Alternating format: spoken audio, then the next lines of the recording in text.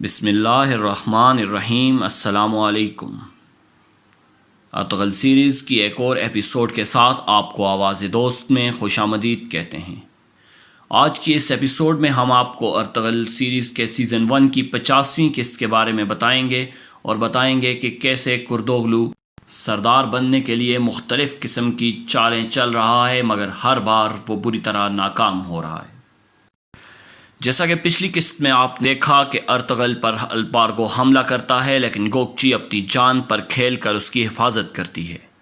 اس episode میں Ertugrul اپنی والدہ کو بتاتا ہے کہ میری جان بچانے کے لیے گوکچی نے اپنی جان خطرے میں ڈالی، اور اگر وہ وقت پر نہ آتی تو میری جان خطرے میں ہوتی اور اس وقت یہاں میری لاش پڑی ہوتی۔ دوسری طرف ابن العربی اپنے درویشوں کو بتاتے ہیں کہ نبی صلی اللہ علیہ وآلہ وسلم کی بشارت کے مطابق ایک نوجوان آئے گا جو قسطنطنیہ تک اسلام کا جھنڈا لہرائے گا۔ ان کے ساتھی پوچھتے ہیں کہ آپ بتائیں کہ وہ کون ہے وہ نوجوان اور اس وقت کہاں ہے؟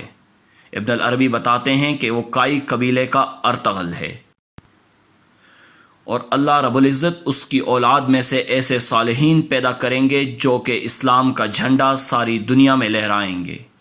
ان کے ساتھی کہتے ہیں کہ آپ ہمیں اس سے ملوائیں تاکہ ہمارا اعتماد بھی جیت سکے۔ اسی دوران کلاڈیس کھڑا یہ سب سن رہا ہوتا ہے اور اس کا پاؤں پھسل جاتا ہے اور وہ پانی میں گر جاتا ہے۔ ابن العربی کے ساتھی پیچھے مڑ کر دیکھتے ہیں تو ابن العربی کہتے ہیں کہ یہ اپنی حد سے آگے بڑھ گیا تھا۔ وہ پوچھتے ہیں کہ کیا اسے بچانا ہے، تو وہ اس کی اجازت دے دیتے ہیں اور ان کے ساتھی پانی میں چھلانگ لگا کر کلاڈیس کی جان بچاتے ہیں۔ جیسا کہ ہم نے آپ کو پچھلی ایپیسوڈ میں بتایا تھا کہ ایزادورا کائی قبیلے میں آتی ہے اور دامیر سے ملاقات کرتی ہے۔ اب دامیر ایزادورا کو سلیمان شاہ سے ملوانے کے لیے لے کر آتا ہے اور سلیمان شاہ کو بتاتا ہے کہ یہ آپ سے کچھ باتیں کرنا چاہتی ہے۔ ایزادورا بتاتی ہے کہ وہ صلیبی قلعے سے آئی ہے اور ارطغرل کو کچھ خاص بتانا چاہتی ہے۔ اسی دوران شہزادہ شہیر ایزادورا کو دیکھ کر بھاگ کر آتا ہے اور گلے لگا لیتا ہے۔ ایزادورا اس سے مل کر بہت خوش ہوتی ہے۔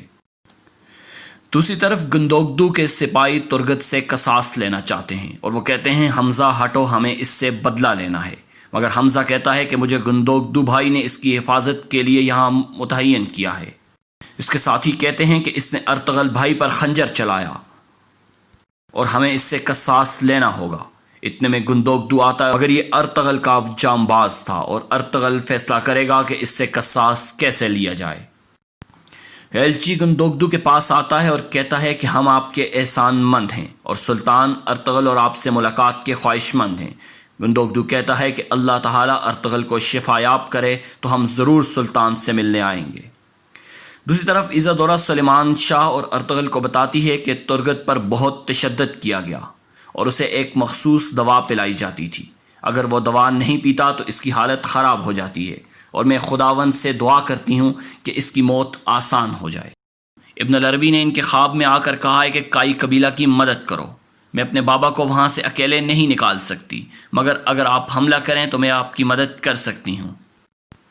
سلیمان شاہ ایزادورا سے کہتا ہے کہ ہمارا جو غدار وہاں آتا تھا، کیا اسے دیکھ کر پہچان لو گی؟ وہ کہتی ہے کہ کوشش ضرور کروں گی، مگر وہاں دن میں بہت غدار آتے تھے، میں کس کس کو پہچانوں گی؟ سلیمان شاہ اسے باہر لے جاتا ہے جہاں الپارکو کی لاش کو رکھا گیا ہوتا ہے اور پورا قبیلہ جمع ہوتا ہے۔ سلیمان شاہ پوچھتا ہے کیا یہ ہے غدار؟ ایزادورا کہتی ہے بہت مشکل ہے بتانا، میں نہیں پہچان پا رہی۔ قدس سلجان خاتون اپنی بہن کی طبیعت کے لیے فکر مند ہوتی ہے۔ وہ اس کے سرہانے بیٹھے رو رہی ہوتی ہے اور طبیبہ سے پوچھتی ہے کہ یہ کیسی ہے۔ وہ اسے بتاتی ہے کہ یہ اب ٹھیک ہے، زخم برداشت کر لے گی کیونکہ نوجوان ہے، لیکن یہ کبھی ماں نہیں بن سکے گی۔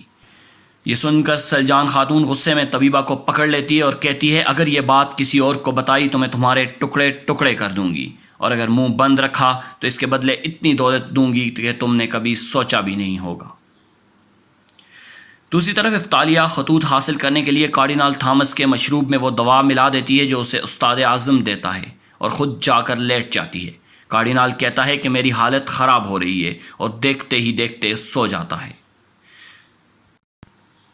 کارڈینال کے سونے کے بعد افطالیہ تسلی کر لیتی ہے کہ وہ سو گیا ہے، اور خطوط کو تلاش کرنا شروع کر دیتی ہے اور مختلف خطوط پڑھنا شروع کر دیتی ہے، اور اسی دوران کارڈینال تھامس جاگ جاتا ہے۔ ادھر عزادورہ قلعے پر حملہ کرنے کے لیے ارطغرل اور سلیمان شاہ کو نقشہ دکھاتی ہے۔ سلیمان شاہ کہتا ہے کہ حملے سے پہلے غدار کو بے نقاب کرنا ضروری ہے، کیونکہ اگر غدار نے پہلے وہاں اطلاع کر دی تو ہمارے لیے جان بچانا مشکل ہو جائے گا۔ اسی دوران ارطغرل سلیمان شاہ سے عزادورہ اور کردوغلو کا سامنا کروانے کی اجازت مانگتا ہے، اور پھر کردوغلو کو بلوایا جاتا ہے اور وہ ایک خنجر اپنے جوتے میں رکھتا ہے اور ساتھ ہی اپنی تلوار اٹھا لیتا ہے اور خیمے کے باہر آ کر سلیمان شاہ سے اندر آنے کی اجازت طلب کرتا ہے۔ سلیمان شاہ اسے اجازت دیتا ہے اور بیٹھ جانے کا کہتا ہے۔ دوسری طرف گندوگدو ترگت کو مارتا ہے اور پوچھتا ہے کہ بتاؤ انہوں نے تمہیں کیا لالچ دی، تمہیں کتنی دولت دی، تمہیں کس عہدے کی لالچ دی؟ وہ کہتا ہے کہ میرا نام یہودا ہے، مجھے ترگت نہ بلاؤ، میں تم سب کو ختم کر دوں گا۔ اسی دوران حمزہ اندر داخل ہوتا ہے اور گندوگدو اس سے پوچھتا ہے کہ بتاؤ کوئی آیا تھا وہاں؟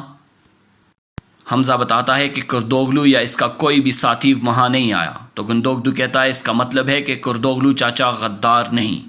حمزہ کہتا ہے جی بھائی، ہم نے ویسے ان پر شک کیا، کردوغلو آپ سے بہت پیار کرتے ہیں اور سردار بننے میں وہی آپ کے سب سے بڑے حامی ہوں گے۔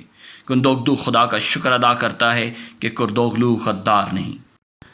دوستو، اگر آپ کو ہماری ایپیسوڈ پسند آئی ہے تو برائے مہربانی چینل سبسکرائب کر کے ہماری حوصلہ افزائی ضرور کیجیے، تاکہ ہم اسی محنت سے باقی ایپیسوڈز بھی آپ تک پہنچا سکیں۔